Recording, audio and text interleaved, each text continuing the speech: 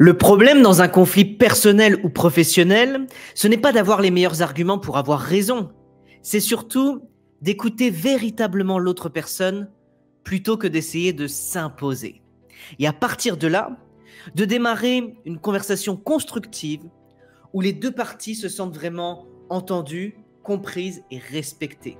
Malheureusement, nous sommes dans une époque où il y a une diminution de l'intelligence humaine et surtout de l'intelligence émotionnelle.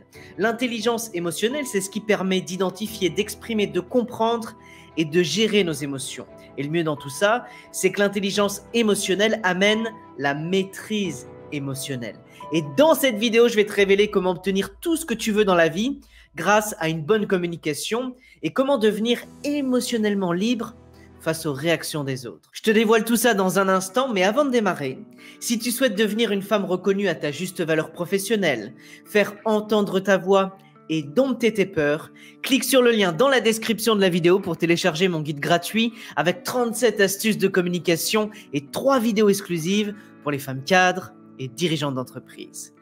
Alors maintenant, j'aimerais t'inviter à un petit voyage dans le temps, et plus précisément en 1990. Le 25 janvier 1990, il s'est passé quelque chose que les gens n'arrivent toujours pas à expliquer de manière rationnelle, logique et compréhensible. À savoir qu'un avion, un Boeing 707, a décollé de Colombie et plus précisément de la petite ville de Medellín. La destination finale étant l'aéroport international Kennedy à New York. Et le jour en question, il y a un grand défi à l'aéroport de New York, car il y a un brouillard épais, une visibilité d'à peine 500 mètres au maximum et des vents énormes qui soufflent en tempête. Les conditions météorologiques sont vraiment mauvaises.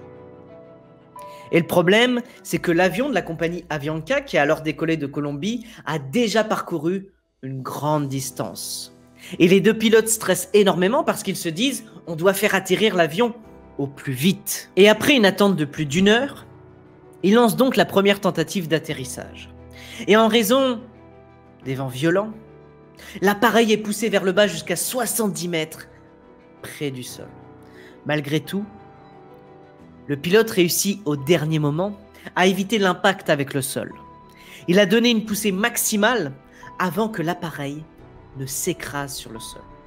Sinon, ça aurait été un véritable massacre. Le pilote ordonne clairement à son copilote qu'ils ont une urgence, qu'ils ont un problème de carburant. Alors le copilote, quant à lui, n'a pas tout à fait reconnu le problème en tant que tel et a assuré à son capitaine, à son pilote, « Oui, j'ai prévenu le contrôleur aérien. »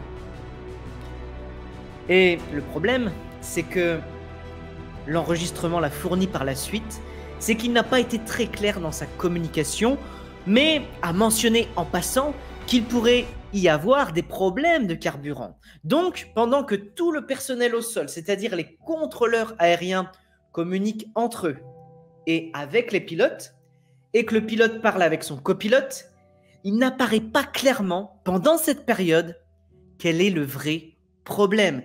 Et le souci principal, c'est que l'essence s'épuise de plus en plus. Après ce moment de doute, 40 minutes après avoir fait des boucles à proximité de l'aéroport de New York, tout à coup, extinction du moteur numéro 4, puis extinction du moteur numéro 3, et ensuite, les 2 autres moteurs tombent en panne. Et l'avion s'écrase inévitablement dans une forêt à moins de 30 km de l'aéroport de Kennedy. Tu imagines quand même un avion, un Boeing 707, avec au total plus de 158 personnes, plus 9 personnes de l'équipage, sont soudainement clouées au sol, aspirées par le sol, et n'ont plus eu cette possibilité de voler normalement. Conséquence, ce jour-là, 73 personnes sont mortes. Et donc, 85 de ces 158 personnes ont survécu, et parmi les 9 personnes de l'équipage, tout le monde est mort. Pourquoi je te raconte tout ça? Parce que cet incident a fait l'objet d'une enquête internationale et les gens, les pilotes, les contrôleurs aériens se sont tous secoués la tête en se disant « Mais comment c'est possible qu'une telle mauvaise communication ait pu avoir lieu et que plus de 80 personnes soient mortes ?» Tout simplement parce que le contrôleur aérien, qui était relativement dynamique, dominant, et le copilote, qui était plutôt soumis d'un point de vue culturel, n'ont pas réussi à communiquer les informations les plus importantes, à tel point que l'accident aurait pu clairement être évité. Et à chaque fois que le capitaine, le pilote, disait quelque chose, le copilote refusait de remettre en doute ses paroles. Mais dans cette situation, c'était exactement l'inverse. Le pilote a dit le bon message, écoute, préviens le contrôleur aérien que nous avons une urgence absolue, qu'on n'ira pas loin avec le carburant. Et le copilote, quant à lui, dans sa différence culturelle, venait de Colombie, n'a pas su communiquer de manière crédible et aussi suffisamment claire à son collègue américain de New York, le contrôleur aérien, qu'ils avaient une urgence, un vrai problème. Et le contrôleur aérien, relativement dominant à New York, s'est imposé plutôt que de véritablement écouter. Et pourquoi je te raconte tout ça? Parce que je suis profondément convaincu que la plupart des problèmes que les gens rencontrent aujourd'hui dans leurs relations, dans leurs partenariats, dans leur vie quotidienne, avec leurs proches, avec les personnes qu'ils n'aiment pas, sont basés sur la communication. Et ça signifie à son tour que tu n'obtiens pas ce que tu veux dans la vie, mais tu obtiens dans la vie ce que tu veux en fonction de l'habilité et de l'intelligence avec lesquelles tu communiques. Et si nous transposons tout cela au niveau de la communication, j'observe grâce aux discussions avec de nombreuses personnes au sein de la communication, qui compte aujourd'hui plus de 900 000 personnes sur tous les réseaux sociaux, que tant de disputes inutiles et douloureuses ont lieu chaque jour dans les relations personnelles et professionnelles qui n'ont absolument pas lieu d'être. Tout simplement parce que les gens n'ont pas appris à communiquer. Et le grand philosophe Rumi l'avait déjà reconnu. Au-delà du bien faire et du mal faire, il existe un endroit. C'est là que nous nous rencontrerons. Souviens-toi de cette phrase. Au-delà du bien faire et du mal faire, il existe un endroit. Et c'est là que nous nous rencontrerons. Souviens-toi de cette phrase-là. Car la qualité de tes relations ne dépend pas de la manière dont tu te comportes les uns avec les autres dans les bons moments. S'il fait super beau en ce moment et que tu es en train de déguster une glace à la vanille, c'est que tout va bien entre vous. Dans ce cas, il n'y a pas de défi. Et la qualité de ta relation ne se révèle pas dans les bons moments, mais dans les moments de changement. Car c'est là que tu es vraiment sollicité. Parce que n'importe quel idiot peut communiquer avec d'autres personnes de manière détendue, décontractée, dans une situation simple. Mais les grandes personnalités naissent toujours en temps de crise. Les grandes personnalités apparaissent lorsque tous les autres deviennent complètement fous. Par exemple, Michael Jordan était l'une de ces grandes personnalités, ils l'ont même appelé l'œil de l'ouragan.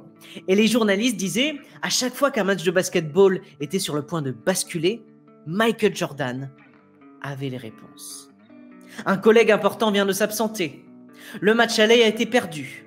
Au match retour, il faudra rattraper entre 15 à 20 points. Aucun problème. Michael Jordan était capable de rattraper le coup. Et un jour, on a même demandé à Michael, mais Michael, qu'est-ce qui te rend si exceptionnel? Qu'est-ce qui fait que tu as un tel niveau? Pourquoi tu es Michael Jordan aujourd'hui? Et il a répondu, je dois vous avouer honnêtement que je ne sais pas. Alors le journaliste a un peu insisté en disant, mais peut-être que c'est un don, un talent, peut-être que vous êtes particulièrement athlétique. Et Michael Jordan a répondu, a simplement dit, ce sont mes standards. Ce sont mes standards parce que chaque jour, j'exige plus de moi-même que n'importe qui d'autre là-bas pourrait le faire. Et il a dit, je me compare à personne d'autre. Je me compare uniquement à moi-même, à ce que je suis capable de faire. Ça signifie qu'il a fixé ses propres normes et qu'il a agi en fonction de ses propres normes. Et si tu réfléchis à toi-même, à tes relations actuelles, à ta situation professionnelle actuelle, à des moments où tu réalises que tu réagis vraiment de manière totalement émotionnelle et que tu te rends compte que c'est toujours à propos du même sujet et que tu meurs vraiment dans des conflits, dans des disputes. Alors demande-toi par exemple, dans une relation, un partenariat ou avec une personne où tu te disputes sans cesse, est-ce que ce sont des sujets différents qui nous poussent à nous disputer régulièrement ou alors est-ce que c'est toujours la même chose, un thème sous différents emballages? Et si tu réalises qu'au fond, c'est toujours le même sujet et que tu n'abordes pas le sujet, alors il y a de fortes chances que rien ne change au cours des 10 à 20 prochaines années. Et supposons que tu aies eu quelques conflits au cours des 12 derniers mois. Fais-le de manière pratique et réfléchis vraiment à ça. Combien de fois as-tu eu des conflits intenses à modérés au cours des 12 derniers mois? Peut-être 5, peut-être 10 à 12, donc un par mois. Ou alors tu te dis, mon Dieu Jimmy, moi on est plutôt sur un quota de plusieurs par semaine, voire même plusieurs par jour. Donc je t'invite vraiment à y réfléchir parce que les conflits, ce n'est pas s'énerver et être sur le point de se battre, comme dans un embouteillage où tu entends tous ces abrutis klaxonner ou même ouvrir leurs fenêtres et crier pour que ça avance, alors que ça ne changera absolument rien. Parce que c'est un conflit intérieur à l'intérieur d'eux-mêmes, rien d'autre. Et ils pensent qu'il y a un souci extérieur, que ça vient de l'extérieur. Non. Chaque fois que tu réagis émotionnellement à quelque chose, tu n'es pas dans ta force, tu n'es pas dans ton centre émotionnel, dans ta paix intérieure. Et ça signifie que tu perds de l'énergie de plus en plus. Et si tu es en train d'investir de l'énergie dans de la merde, tu ne peux pas être en même temps créatif et aimant. C'est impossible. Ça ne marche pas. Parce que tu ne peux penser qu'à une seule chose à la fois. Par exemple, un Albert Einstein, une Frida Kahlo, un Mozart, un Tesla, un Elon Musk ou un défunt Steve Jobs ne pouvaient penser qu'à une seule pensée à la fois. Et c'est ce que la plupart des gens oublient souvent. C'est non seulement le temps qui est la ressource la plus importante de ta vie, mais c'est surtout ton énergie. Parce que si tu es dans une énergie pourrie, tu pourrais avoir un dimanche, un samedi de libre, mais tu n'en tirerais aucun plaisir. On est d'accord avec ça? Il y a une très belle phrase de Sénèque. C'est la suivante. La vie, c'est comme une pièce de théâtre. Ce qui compte, ce n'est pas qu'elle dure longtemps, mais qu'elle soit bien jouée. Et il en va de même dans le microcosme. Comment gères-tu ton énergie lorsque tu es en conflit avec d'autres personnes? Ce que je veux dire, c'est que si tu sais qu'au cours des 12 derniers mois, tu as peut-être eu 3 conflits intenses, peut-être même 10, peut-être même 12, alors demande-toi, quelle est la probabilité que tu aies des conflits récurrents avec les personnes avec lesquelles tu as le plus de conflits dans les prochains jours? Est-ce que c'est une probabilité de plus 50% ou de moins 50%? Alors je ressens déjà certaines personnes me dire, écoute-moi Jimmy, avec ces personnes, je n'ai jamais eu la paix intérieure. Et tu sais ce qui est fou, c'est que parfois, c'est même ton propre parent, ta maman ou ton papa qui ont ce pouvoir de faire ressortir le pire en toi. On dit que si tu penses être spirituellement illuminé, alors emménage chez tes parents pendant 1 semaine. C'est ce que j'ai fait il y a 3 mois. Alors ça s'est bien passé dans l'ensemble, mais il y a des choses que je supporte beaucoup moins. Par exemple, mon père qui va me parler des informations négatives à la télé. Moi, personnellement, je ne regarde jamais la télé. Je regarde quelques séries, ça m'arrive. J'aime bien ça. Par contre, je ne vois pas l'intérêt de regarder les informations négatives à la télé. Sachant qu'à la télé, les informations sont à 95%, voire à 99% négatives. Il y a un seul pays, Hawaï, ou ils te préviennent que les informations vont être négatives. Ils te disent, écoutez, bon, là, on va parler de choses graves. Donc, soit vous pouvez rester, soit vous pouvez éteindre la télé. Donc, je ne sais pas vous, dites-le moi en commentaire. Est-ce que vous regardez la télévision au quotidien ou est-ce que vous avez arrêté complètement? Moi, depuis que je l'ai arrêté, je vais beaucoup mieux. Beaucoup mieux. Parce que je suis moins dans cette vision binaire, il y a le bien et le mal. J'ai arrêté ça depuis très longtemps. Et que finalement, dans ce monde, il y a aussi une nuance entre le bien et le mal. Il y a une certaine nuance.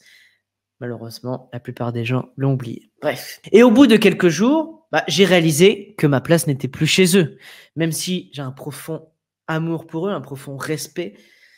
Ils ont fait beaucoup de choses pour moi et ça, j'en suis vraiment reconnaissant. Par contre, c'est vrai qu'il y a des choses sur lesquelles on n'est pas d'accord et qui ne correspondent plus à mon style de vie. Parfois, ça m'arrive avec certains amis où je reçois une remarque et je me demande, mais pourquoi cette remarque? Et pourquoi ne pas encourager l'autre dans son évolution? Par exemple, je consomme moins d'alcool. Alors on me dit, mais tu as un problème avec l'alcool. Ou alors, ah, c'est encore une lubie. Alors dans ce cas-là, qu'est-ce que je fais? Je vais chercher en moi en me disant, qu'est-ce que ça vient me raconter à moi? D'accord? Et je me demande, comment se fait-il que quelqu'un dise une phrase quelconque qui entre d'une manière ou d'une autre dans mon système, arrive entre mes oreilles, comme si j'y interprétais cette phrase d'une manière ou d'une autre, la comparer avec toutes les expériences de ce qui s'est passé, et qu'ensuite, je réagis soudainement de manière émotionnelle. Alors bien sûr, ce n'est pas la faute de mes parents, ni de personne à l'extérieur, mais c'est uniquement la mienne. Ça signifie que tu n'es émotionnellement libre qu'en fonction de tes réactions émotionnelles à l'extérieur. Et si tu veux faire une petite expérience, essaie de t'observer toi-même. Les 7 prochains jours suffisent largement, amplement. À quel moment remarques-tu que tu es en train de dériver émotionnellement? À quel moment remarques-tu que ta carotide monte et descend? À quel moment te rends-tu compte que tu es en train de t'emballer émotionnellement? Et ne fais pas ce que la plupart des gens font, c'est-à-dire ne pas s'énerver du tout, crier à court terme, ou alors se procurer une satisfaction de substitution en disant bah voilà, maintenant je me suis gavé de trucs sucrés, maintenant j'ai regardé 15 épisodes à la suite, je me suis défoulé, ou alors je vais courir comme un fou, comme une folle à la salle de sport. Alors bien sûr, tout a sa raison d'être.